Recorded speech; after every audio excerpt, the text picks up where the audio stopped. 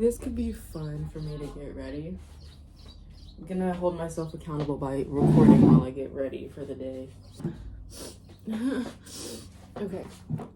Now, let's pack up my backpack.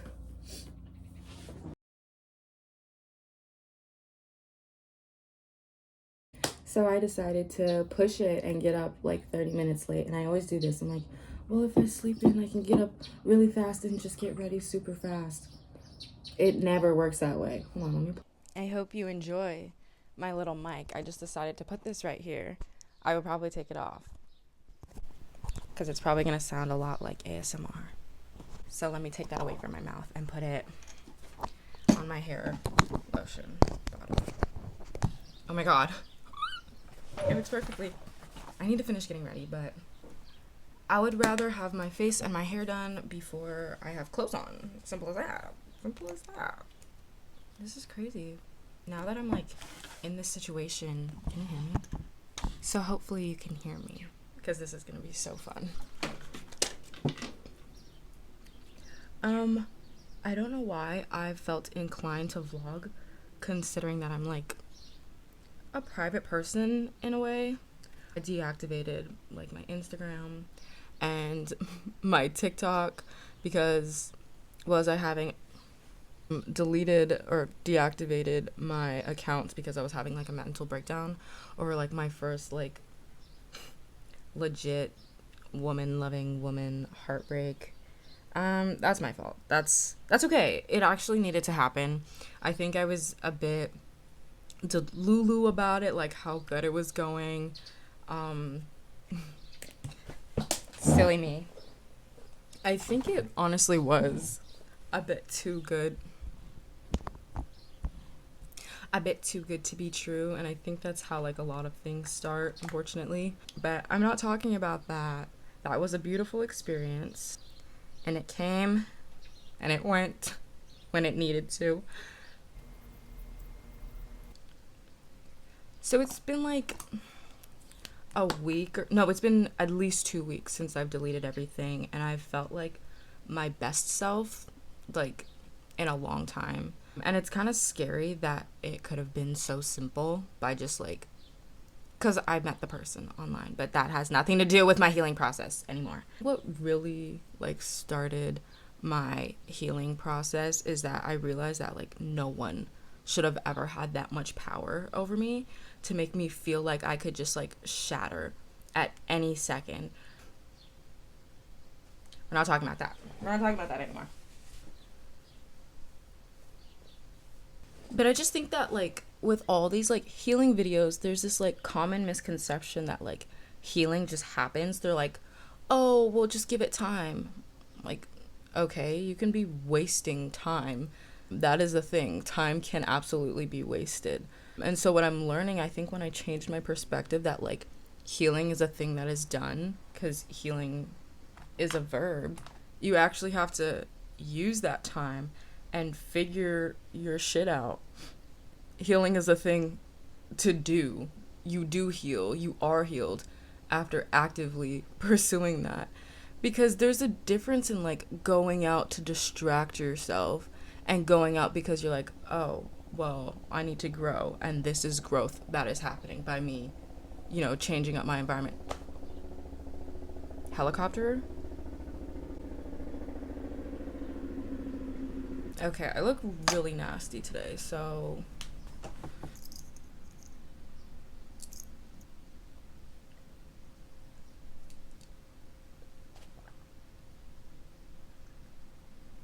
but I think by like not even just like putting yourself in environments where you're just around better people, I think taking the time that is absolutely necessary to be by yourself, but not forgetting that now I'm thinking about my own think piece.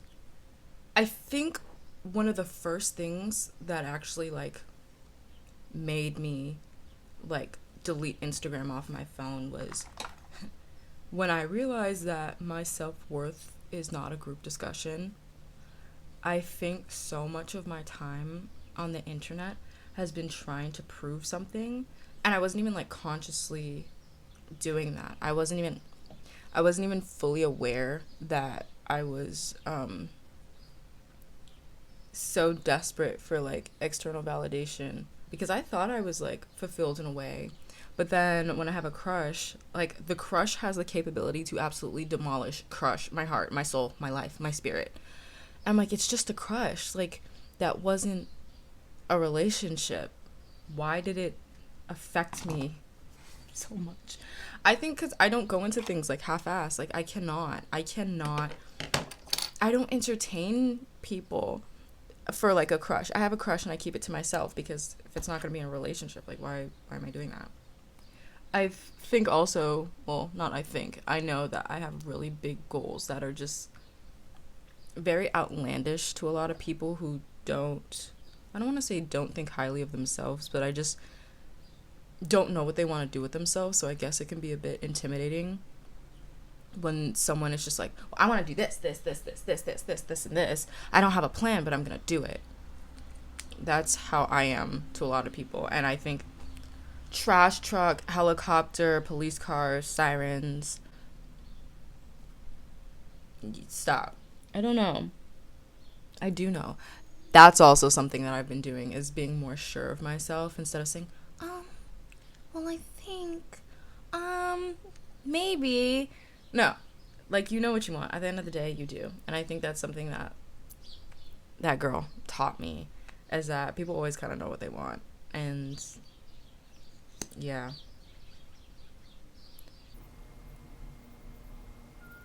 I've always wanted to start a YouTube channel. Like, I think when I was like 10, 9, 10 or something.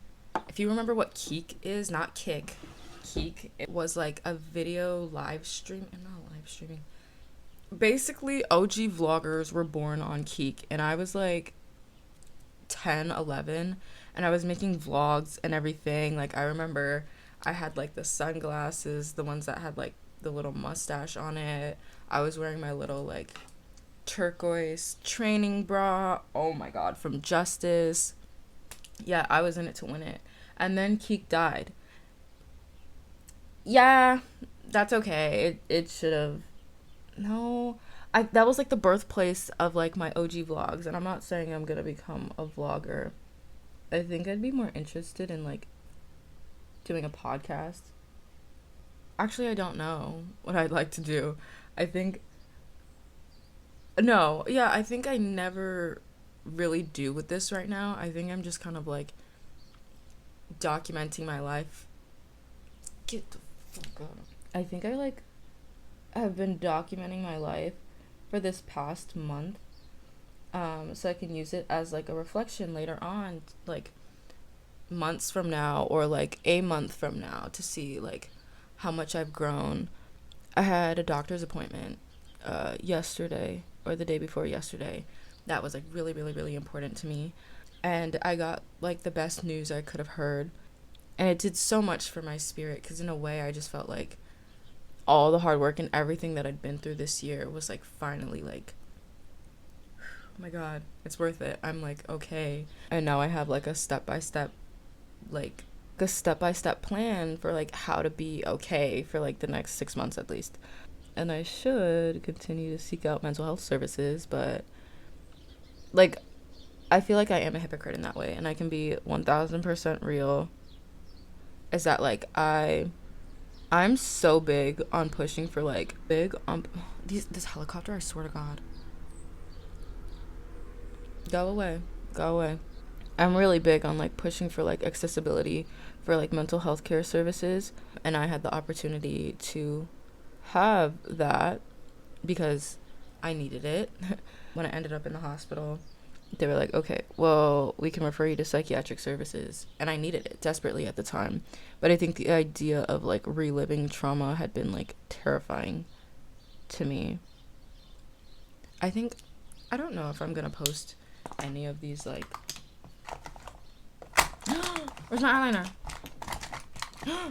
There it is. My other eyeliner. I like this one, the little pot one. I've been learning a lot about trauma in my trauma-informed class. It's about how necessary trauma informed approaches are, period. And thank you to my alarm for cutting me off.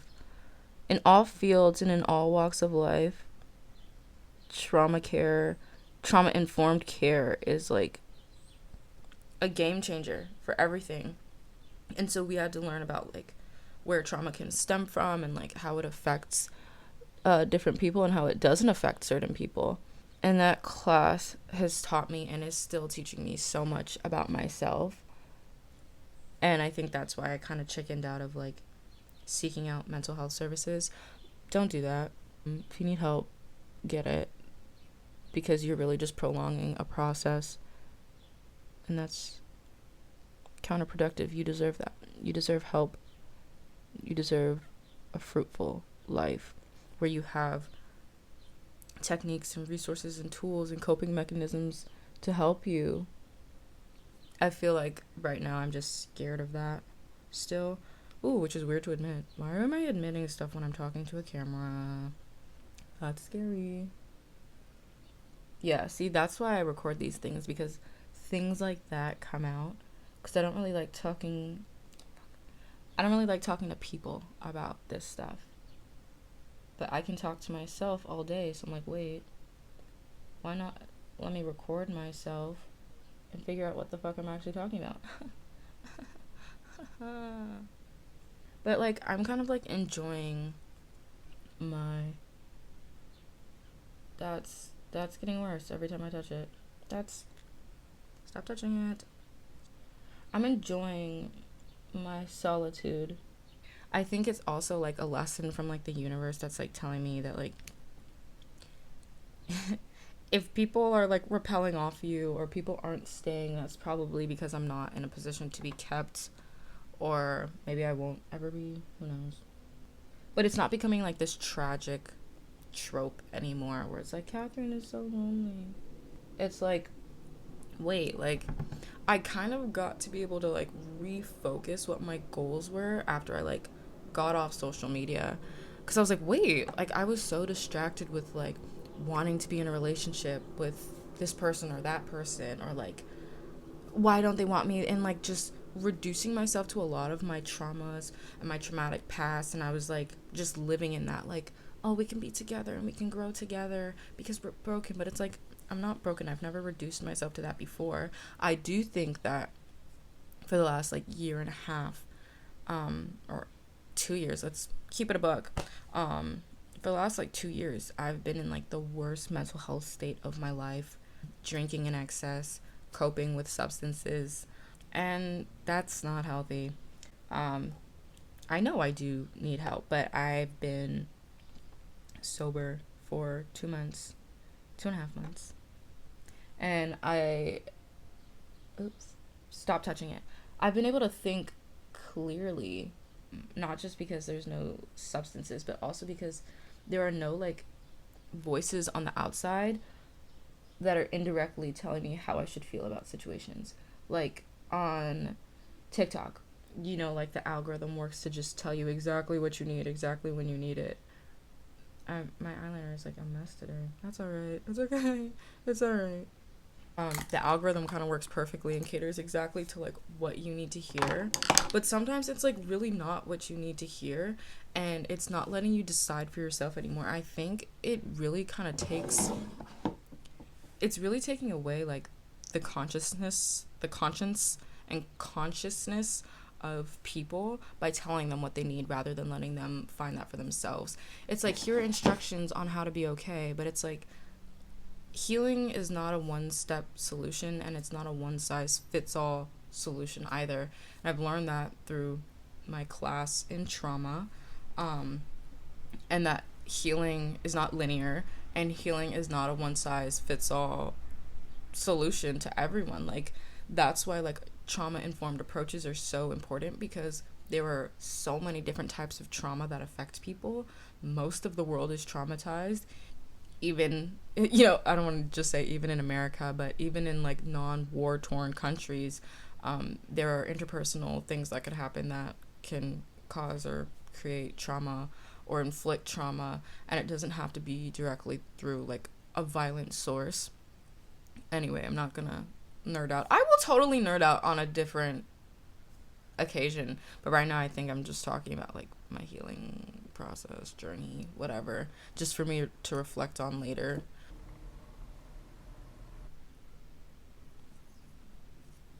I think I have removed a lot of distractions, like love interest. I didn't think that they were a distraction at the time because I genuinely was there for that, and I was genuinely emotionally invested in all that, so it didn't feel like a.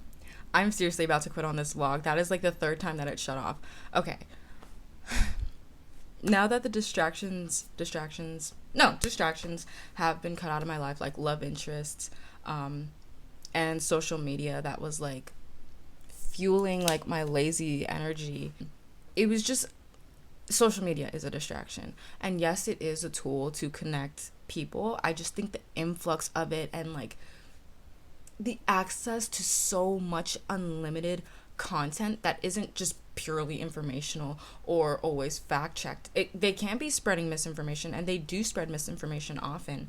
And I'm not talking about direct sources, I'm talking about just people that want to help or give information, or people that are purposely trying to mislead you. I'm not saying that the videos that I was watching weren't funny or that I didn't love them. I'm just saying that I personally benefited from turning it off. And it's only been a week and some change, but I've realized how much more time I have in the day when I'm not on my phone, which sounds stupid, because like duh, obviously, but like there's a lot of time in the day. And I tried waking up earlier and then also not being on social media, and I was like, wait, I have time for myself, then I have time for work, and then I have time for school, and then I have time for like leisure things for myself and like reading. I finished a book within the first couple days as well. Like cleaning my room, like going on walks. I'm like, this is weird. Like this time is mine. And then I realized like I'm punching someone in the face. That is my alarm. Maybe I'm not supposed to film this. Whatever. All the thoughts that were kind of like suppressed, or the goals that were kind of just like floating away while I was dealing with love interest, or I was, when I was in school and working and I didn't have time to think about like all my goals, they were just slowly floating away. And now that I like created this new avenue of like space, they all just started flooding back in. And I have like my post-it notes like all around my room of like my goals and everything, and I've been more proactive about them, and like finishing certain scripts or finishing essays or speeches that I want to submit for like research symposiums, research, what am I saying? Essays and speeches that I was ready to submit for a research symposium, or scholarships, or places where I can give speeches. But it's just, I'm finding scholarships as well. Like just having more time in the day for myself has been so beautiful, and I'm just going to try and wake up 30 minutes earlier every day, or actively pursue like my healing process, which is like, for me, I'm committing to doing at least one thing that I've been putting off, which I've put off for the last 2 years, which is a hobby of mine, or a new hobby or interest that I have, which is like,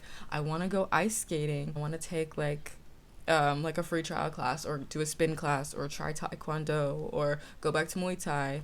But just like finding that time for myself is like really exciting outside of like work and school, because it's so hard to find that time. But like, you have to make that time for yourself, because healing doesn't just happen in time. Healing is not just a gift. It's not a noun. It's like, here's healing.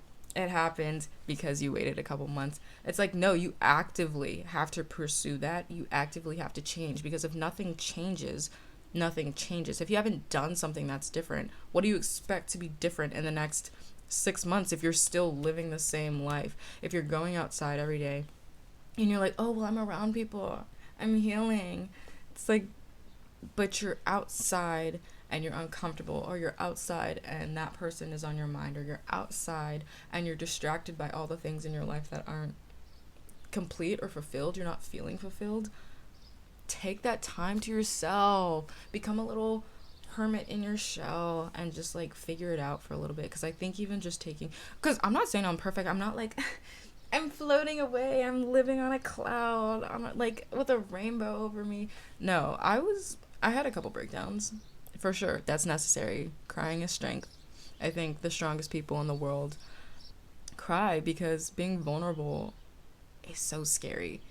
And you have to be really strong to be able to let people see your true self. And I think telling them the truth is so powerful. And I think power and strength go hand in hand in that way. Like, strength starts up in here because the brain is a muscle that needs to be worked all the time. So knowledge is power and knowledge is strength. And so is crying. So cry. Cry when you need to. Because if you're not, I think you're going to continue to dysregulate your nervous system. That's one thing you need to work on. Regulate that nervous system. I can't English. Regulate your nervous system and regulate your bowel movements. You need to be eating the right food because your stomach is a second brain. It is. And if you're not working on that, I need to leave for school in a couple minutes, so that's why I'm like, I don't know. I feel like I think when I came off social media, it's been 2 weeks. It's been almost 3 weeks. And my sister's like, oh, so you think you're better than the rest of us? Yeah.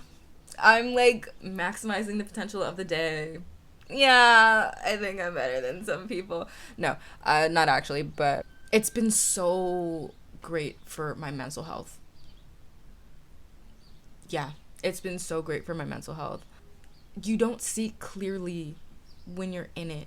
You don't realize how distracted you are when you're scrolling until, because that guilt that you feel from like doom scrolling, and then you put your phone down and you're like, oh my god, I don't have enough time in the day, I don't have the energy anymore, oh my god, I'm such a failure. That guilt trip, that guilt cycle, like, so I'm gonna try not to scream and cry right now because it just stopped recording again. But you can't see clearly when you're in it. As simple as that. Oh, my stomach is hurting. You can't see clearly when you're in it.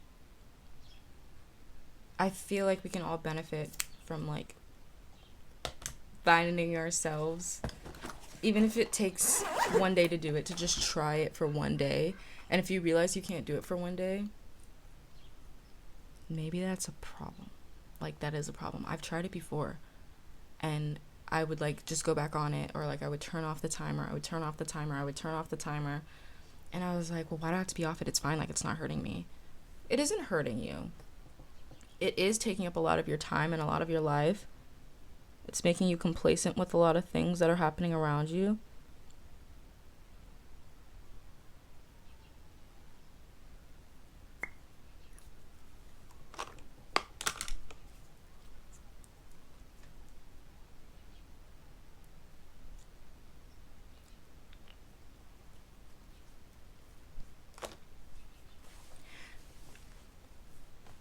I think being off social media just kind of helped me find myself again.